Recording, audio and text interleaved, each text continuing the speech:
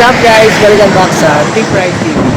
So ngayon guys, ang vlog natin ngayon ay dito sa Maragondon. Ayan, siyempre, ayan. Dito ako nag-iinto sa kanilang arko. Ayan, kita nyo.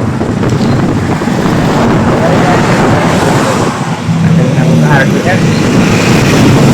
Kaya ako sa pagkikilig. Ayan, very active na. So ayun guys, yun naman ang aking interview, no? Vlog ko naman yung Maragondon, pero syempre, pwede ko pa rin i-vlog to. At syempre kasi, gusto ko lang isama yung mga dati ng vlog ko, no? Para kahit pa paano, baka may makapanood, kung hindi na pa natin natin vlog ko, mapanood nyo. Kung hindi pa nakapunta dito, pwede nyo gawin yung Maragondon. At makikita nyo sa vlog ko, kung yung mga pwede nyo punta sa loob naman na isang araw at mabilis. Kaya tingnan nyo, hindi na kayo makauwi ng guys, no? Naman guys, ako ay way ng Lansa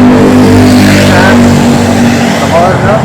Sakali way taga Maynila, huwag na kayo dumaan ng way ng Dasmariñas sa Oguta rito, ha?